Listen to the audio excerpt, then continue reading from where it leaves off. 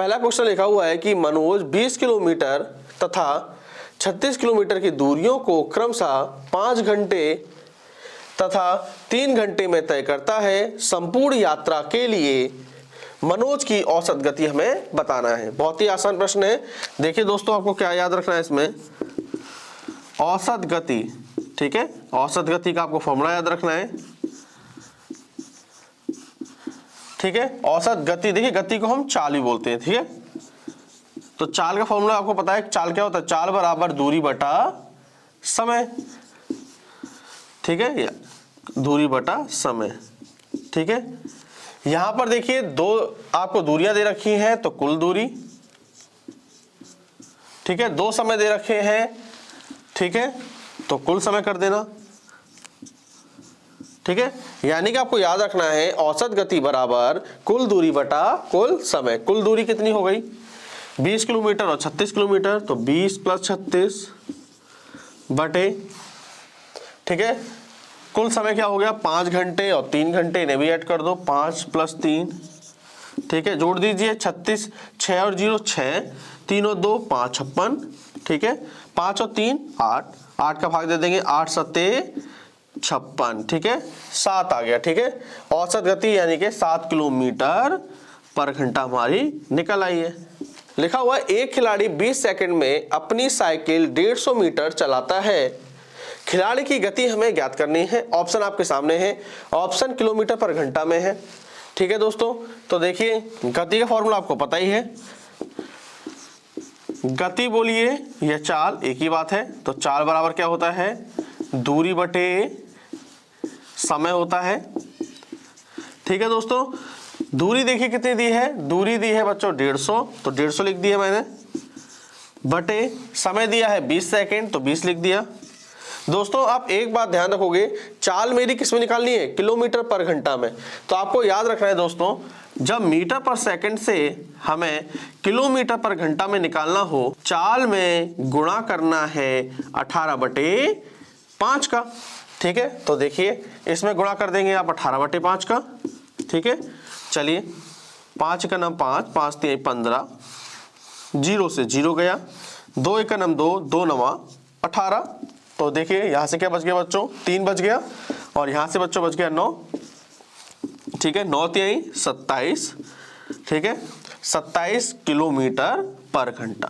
ठीक है ना बच्चों, अब किलोमीटर पर घंटा में आंसर हमारा आ जाएगा, क्योंकि हमने गुणा 18/5 कर दी। आपको ये बात याद रखनी है, जब मीटर पर सेकंड से किलोमीटर पर घंटा में आंसर पूछ रहा हो, तो चाल में गुणा करना है 18/5 से। ठीक है दोस्तों, अगर बाई चांस पूछ ले किलोमीटर पर घंटा से हमें जाना हो मीटर पर सेकंड में, तो गुणा करोगे आप 5/18 की। ठीक है दोस्तों, फिलहाल हमारा आंसर 27 किलोमीटर पर घंटा आ गया, जो कि ऑप्शन नंबर डी बिल्कुल। यदि धीरज एक 100 मीटर लंबी सड़क को 25 सेकंड में पार कर सकता है, तो धीरज की हमें गति बतानी है। ठीक है, तो आपको फॉर्मूला पता है गति का। ठीक है, गति बोलिए या फिर चाल बोलिए। चाल बराबर क्या होता है, दूरी बटे समय होता है। आपको अच्छे से याद हो गया होगा। ठीक है दोस्तों, दूरी देखिए दोस्तों क्या है 100 मीटर की, तो 100 लिख लिया, बटे समय देखेंगे दोस्तों क्या है 25 सेकंड, तो 25 लिख लिया। दोस्तों अब आपको एक काम करना है ध्यान से, कि ऑप्शन हमें देखने हैं क्या किलोमीटर पर घंटा में है ये। दोस्तों आप ध्यान से देखोगे, ऑप्शन हमारे मीटर पर सेकंड में दिए हैं। ठीक है, तो इसका मतलब है हमें किसी भी चीज की गुणा नहीं करनी है। ठीक है, चलिए अगर यहाँ पर किलोमीटर पर घंटा दिया होता, ठीक है, और ये मीटर पर सेकंड में है, तब आपको गुणा करना पड़ता, जो मैंने सिखाया अभी। ठीक है, तो दोस्तों चलिए गुणा करने की आवश्यकता नहीं है, सीधे आप भाग दे दिए, 25 × 9 25, 25 × 4 100, आ गया 4 मीटर पर सेकंड। क्वेश्चन नंबर 4 कह रहा है कि एक व्यक्ति 10 किलोमीटर पर घंटा की गति से कल्याण से मुंबई जाता है। ठीक है दोस्तों, और 15 किलोमीटर पर घंटा की गति से कल्याण से वापस आ जाता है। पूरी यात्रा के दौरान उनकी औसत गति याद करनी है। ठीक है दोस्तों आपको एक चीज याद रखनी है, जब भी कोई व्यक्ति एक जगह से दूसरी जगह जा रहा है, ठीक है, और दूसरी जगह से उसी जगह पर वापस आ रहा है, ठीक है, यानी कि आपको याद रखना है वापस आने वाला प्रश्न हो। ठीक है, कौन सा वापस आने वाला प्रश्न हो, तो आपको एक फॉर्मूला याद रखना है, 2ab अपॉन ए प्लस बी आपको याद रखना है। ठीक है, ठीक है ना दोस्तों, याद रखना है। देखिए एक व्यक्ति कल्याण से कहाँ गया, मुंबई, और फिर मुंबई से ही कहाँ लौटा, वो कल्याण की तरफ लौटा।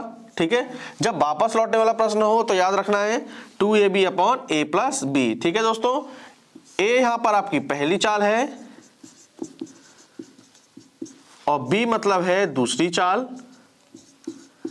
ठीक है दोस्तों, चलिए रख दीजिए, आपको कुछ नहीं करना है, इसमें रखना है बस। ठीक है, 2 मल्टीप्लाई ए मतलब पहली चाल कितनी है हमारी 10 किलोमीटर पर घंटा, तो 10 रख दो, गुणा दूसरी चाल हमारी क्या है 15, तो 15 रख दो यहाँ पे, 15 बटे ए 10 और बी हमारा 15 है। ठीक है, चलिए आगे करते हैं। इसको देखिए दोस्तों ऐसे रहने दीजिए, 2 गुणा 10 गुणा 15। ठीक है दोस्तों, नीचे वाले को कर लेते हैं, 15 और 10 25, तो यहाँ लिख लो। चलिए काट दीजिए, 5 दूनी 10 पचम 25, 5 का 5, 5 3 15। ठीक है दोस्तों, तो देखिए दोस्तों क्या आएगा, 3 दूनी 6, 6 दूनी 12। ठीक है, 12 क्या निकालना है गति, तो यानी कि 12 किलोमीटर पर घंटा हमारा आंसर आ गया। ठीक, हमें 10 घंटों में 40 किलोमीटर पर घंटा की चाल से एक दूरी तय करता है। ठीक है दोस्तों, यदि वह 8 घंटों में समान दूरी तय करना चाहता है तो उसकी चाल हमें बतानी है। ठीक है दोस्तों, तो देखिए दोस्तों यहां से हम क्या निकाल लेंगे, दूरी निकाल लेंगे। ठीक है, तो दूरी का फॉर्मूला क्या होता है बच्चों, दूरी बराबर चाल गुणा समय। दोस्तों दूरी मैंने क्यों निकाली है, क्योंकि आपको पता है हमें निकालनी है चाल। ठीक है दोस्तों, क्या निकालनी है, मुझे चाल निकालनी है, और चाल का फॉर्मूला क्या होता है, चाल बराबर दूरी बटे समय। दूरी मेरे पास नहीं है। ठीक है दोस्तों, दूरी हमारे पास नहीं है, तो दूरी मैंने कैसे निकालूंगा भाई, चाल में समय की गुणा करके। तो मेरे पास देखिए चाल 40 दी है, समय दिया है 10, तो गुणा कर दूंगा, 10 कर दूंगा तो कितना आएगा 400 किलोमीटर आ गया। ठीक है दोस्तों, दूरी कितनी आ गई 400 किलोमीटर की आ गई है। ठीक है दोस्तों, अब रख दीजिए, आपका आंसर आ जाएगा। चाल बराबर क्या होता है, दूरी है मेरी 400 बटे समय। देखिए कितना लेना है, समय इस बार आपको 8 घंटे लेना है, क्योंकि 8 घंटे में हमें तय करनी है दूरी। ठीक है दोस्तों, तो 8 नीचे लिख दो, तो काट दीजिए, 8 का नाम 8, 8 45, यहां से आ गया दोस्तों 50 किलोमीटर पर घंटा की चाल आ गई।